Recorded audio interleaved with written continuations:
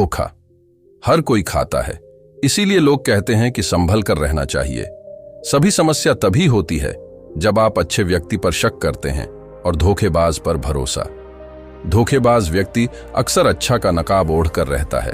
बहुत बार ऐसा भी होता है, संभल कर रहने के बावजूद भी व्यक्ति के साथ धोखा हो ही जाता है। तो हम आसानी से समझ नहीं पाते कि असल में किस पर भरोसा करना चाहिए और किस पर नहीं। ऐसे में धोखा खाने वाले की गलती नहीं होती, क्योंकि उसे पता ही नहीं होता कि धोखा देने वाले व्यक्ति की निशानियां क्या हैं।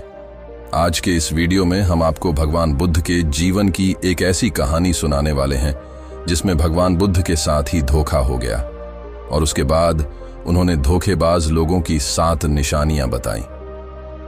दोस्तों, गौतम बुद्ध की शिक्षा हर किसी के जीवन को नई दिशा दे सकती है। अगर आप भी इसे मानते हैं तो कमेंट्स में नमो बुद्धाय लिखना मत भूलिए। तथागत बुद्ध अपने एक शिष्य पर बड़ा भरोसा करते थे। उस शिष्य को वे सबसे ज्यादा सम्मान देते तो उसी की बातों को मानते भी थे। बुद्ध उस शिष्य की हर बात पर आंखें बंद करके विश्वास करते थे।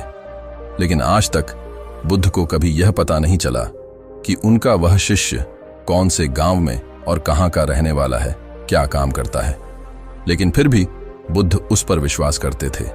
वह शिष्य बुद्ध की बड़े ही मनोयोग से सेवा करता था, इसलिए बुद्ध को भी कभी इस बारे में जानने की आवश्यकता महसूस नहीं हुई।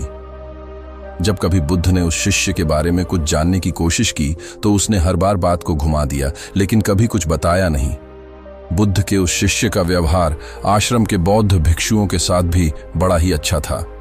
इस कारण से हर बौद्ध भिक्षु उसे अपने मन की बात बता देता था, लेकिन वह शिष्य ऐसी बातों को सुनकर हर दिन बौद्ध भिक्षुओं की शिकायत बुद्ध से कर देता था। ऐसे ही एक दिन भगवान बुद्ध भोजन करने बैठे और कुछ देर बाद उनकी तबीयत खराब हो गई। उन्होंने अपने एक शिष्य को भेजकर राजवैद्य को बुलाकर लाने को कहा। राजवैद्य ने आकर बुद्ध के स्वास्थ्य की जांच की और उन्हें औषधि दी, जिससे कुछ समय के बाद बुद्ध ठीक हो गए। एक दिन बुद्ध ने राजवैद्य से पूछा कि उन्हें क्या हुआ था। राजवैद्य ने कहा, तथागत आपको भोजन में विष दिया गया था। यह सुनकर वहां बैठे सभी भिक्षुओं को बड़ा आश्चर्य हुआ कि ऐसा कौन है जिसने बुद्ध के भोजन में विष मिलाया हो। उस व्यक्ति की खोज होने लगी। बुद्ध का भोजन जहां से आया था उस गृह स्वामी को बुलाया गया। उसने बताया कि उस दिन उसने भोजन बनाया ही नहीं, बल्कि उस दिन आपके ही एक शिष्य एक व्यक्ति के साथ वहां आए थे। शिष्य के साथ आए व्यक्ति ने ही भोजन बनाया था। जिस व्यक्ति ने बुद्ध के लिए भोजन बनाया था उस व्यक्ति को ढूंढा जाने लगा। काफी दौड़ धूप करने के बाद पता चला कि भोजन बनाने वाला व्यक्ति पास के ही गांव का एक रसोइया है। उस गांव में जाकर जब बौद्ध भिक्षुओं ने उस रसोइये से पूछताछ की तो पता चला कि उस दिन उसने सिर्फ भोजन तैयार किया था। उसके बाद रसोई घर से बुद्ध के लिए भोजन पात्रों में उस शिष्य ने ही डाला था और उस समय रसोई घर में वह शिष्य अकेला ही था। रसोइये ने उस शिष्य का पता बताया तो सभी के होश उड़ गए, क्योंकि वह शिष्य और कोई नहीं बल्कि बुद्ध का सबसे प्रिय शिष्य था। वापस लौटकर भिक्षुओं ने बुद्ध को पूरी कहानी सुनाई। उस समय वह शिष्य भी वहीं बैठा हुआ था। यह सुनकर शर्म के मारे उसका सिर झुक गया। सभी बौद्ध भिक्षुओं के चेहरे पर क्रोध झलक रहा था और सभी चाहते थे कि उस शिष्य के जीवन का अंत ही कर देना चाहिए। लेकिन तथागत बुद्ध ने उस शिष्य को माफ कर दिया और कहा कि वह जहां जाना चाहे जा सकता है, लेकिन उसकी बौद्ध संघ में कोई जगह नहीं है। यह सुनकर वह शिष्य उठा और बुद्ध के चरणों में लौटते हुए कहा, मुझे माफ कर दीजिए तथागत, मैं इस संघ का सर्वे सर्वा बनना चाहता था और इसी कारण से मैंने आपके भोजन में विष मिलाया था। बुद्ध ने उसके सिर पर हाथ रखकर मुस्कुराते हुए कहा, तुम मुझे एक बार कहकर तो देखते, मैं खुशी खुशी यह बौद्ध संघ तुम्हारे हवाले कर देता। लेकिन अब तुम यहां नहीं रह सकते, क्योंकि आज के बाद तुम चाहे कितने ही अच्छे बन जाओ, लेकिन बौद्ध संघ में तुम्हें हमेशा दोषी नजरों से ही देखा जाएगा। इसलिए अपने जीवन के उद्धार के लिए तुम्हें यहां से जाना ही होगा। यह सुनकर वह शिष्य उठा और चला गया। उसके जाने के बाद भिक्षुओं ने बुद्ध से कहा, भंते आप तो सर्वज्ञानी हो, फिर आपको इस धोखे के बारे में कैसे पता नहीं चला? जब आप जैसे सर्वज्ञानी को भी धोखा मिल सकता है तो सामान्य व्यक्ति के लिए इस संसार में जीना ही मुश्किल हो जाएगा। इसलिए आप हमें कुछ ऐसी निशानियां बताइए जो किसी भी व्यक्ति को धोखा खाने से बचा सकती हो। यह सुनकर बुद्ध मुस्कुराए और बोले, मुझे यह पता था कि यह शिष्य किसी दिन मेरे साथ धोखे जैसा व्यवहार करेगा, लेकिन मैं यह देखना चाहता था कि इस संघ में कोई ऐसा व्यक्ति है जो उसके धोखे को समय रहते जान सके। लेकिन इस संघ में ऐसा कोई भी व्यक्ति नहीं था। इसलिए मैं तुम्हें 7 ऐसी निशानियां बता रहा हूं जिन्हें देखकर आप इस बात का अंदाजा लगा सकते हैं कि तुम्हारा करीबी तुम्हें धोखा दे सकता है या नहीं। धोखेबाज व्यक्ति की 7 में से पहली निशानी है, वे आपसे अपना सब कुछ छिपाएगा। आप धोखेबाज व्यक्ति के बारे में कुछ नहीं जान पाओगे, क्योंकि जब भी आप उनसे उनके बारे में कुछ भी पूछेंगे तो वे हर बार बात को बदल देंगे, लेकिन बदले में वे आपसे आपके जीवन के हर एक रहस्य के बारे में जानने की कोशिश करेंगे। उनका पूरा जीवन आपके लिए पूरी तरह से रहस्यमय होगा। भले ही आप उस व्यक्ति के बड़े ही करीबी होंगे, लेकिन उसके बारे में आपको कुछ भी पता नहीं होगा।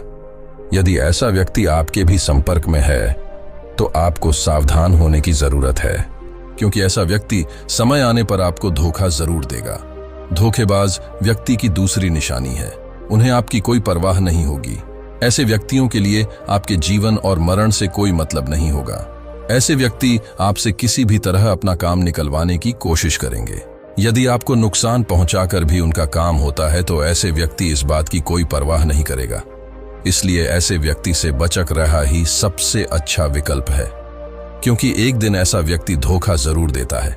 धोखेबाज व्यक्ति की तीसरी निशानी है, वह हर समय झूठ बोलते रहते हैं। अपने जीवन अपने काम को पूरी तरह से रहस्यमय रखने के लिए यह व्यक्ति हमेशा झूठ बोलते हैं। इनके पास एक ही बात के कई जवाब होते हैं, इसलिए ऐसे झूठे व्यक्ति धोखा देते ही हैं। धोखेबाज व्यक्ति की चौथी निशानी, उनकी कथनी और करनी में अंतर होता है। ऐसे लोग कहते कुछ है और करते कुछ है। यह लोग आपको खुश करने के लिए आपके पक्ष में कुछ भी कह सकते हैं, लेकिन जब करने की बात आएगी तो यह हमेशा अपने स्वार्थ को आगे रखते हैं, फिर चाहे आपका नुकसान ही क्यों ना हो जाए। इसलिए ऐसे धोखेबाज व्यक्तियों से जीवन में दूरी बनाए रखना ही श्रेयस्कर है। धोखेबाज लोगों की 5वीं निशानी है, उनके पास आपके लिए कभी समय नहीं होगा। धोखेबाज लोगों की यह सबसे बड़ी निशानी होती है कि जब भी आप उनसे समय मांगेंगे तो वे आपके लिए हमेशा व्यस्त रहेंगे। उनके पास खुद को व्यस्त दिखाने के लिए हजारों बहाने होंगे, यहाँ तक कि जब तक उन्हें आपसे कोई मतलब नहीं होगा तब तक वे आपसे बात तक नहीं करेंगे। लेकिन जैसे ही उन्हें आपसे कोई काम होगा फिर वे आपके पास हर समय मौजूद होंगे। ऐसे लोग बड़े मतलबी होते हैं, अपना मतलब सिद्ध होते ही गायब हो जाते हैं। इसलिए जीवन में ऐसे व्यक्तियों से दूरी ही सबसे अच्छा उपाय है। धोखेबाज लोगों की 6ठी निशानी है, वे आपको हमेशा दुख पहुंचाने की कोशिश करेंगे। ऐसे लोग हमेशा इस बात की कोशिश में लगे रहते हैं कि कैसे भी करके आपकी उन्नति को रोक दिया जाए। ऐसे व्यक्ति आपको नुकसान पहुंचाने का कोई भी मौका नहीं छोड़ेगा। यानी ऐसे लोगों को आपको नुकसान पहुंचाने में या फिर आपको दुखी करने में बड़ा ही आनंद आता है। इसलिए भिक्षु ऐसे लोगों से दूरी रखना ही जीवन में धोखे से बचे रहने का सबसे अच्छा उपाय है। धोखेबाज लोगों की 7वीं और अंतिम निशानी है कि उनकी जिंदगी में आपके लिए कोई जगह नहीं होती। ऐसे लोगों के लिए आप कोई मायने नहीं रखते। ऐसे लोगों के लिए आपकी परेशानियां परेशानी नहीं होती। ऐसे लोगों के लिए आपका दुख कभी दुख नहीं होता। भले ही आप उस व्यक्ति के दुख में दुखी हुए हों, भले ही उसकी परेशानियों में आपने परेशान होकर भी उसकी सहायता की, भले ही आपके लिए वह बहुत कुछ हो लेकिन उसके लिए आप कुछ नहीं होते, ऐसे व्यक्ति जीवन में आपको धोखा देते ही है। दोस्तों, यदि आप भगवान बुद्ध की बताई इन 7 निशानियां को देखकर अपने लिए एक सच्चा दोस्त चुनते हैं तो यकीन मानिए आप जीवन में कभी धोखा खा ही नहीं सकते। इसलिए धोखेबाज लोगों की इन 7 निशानियां को हर दिन याद रखें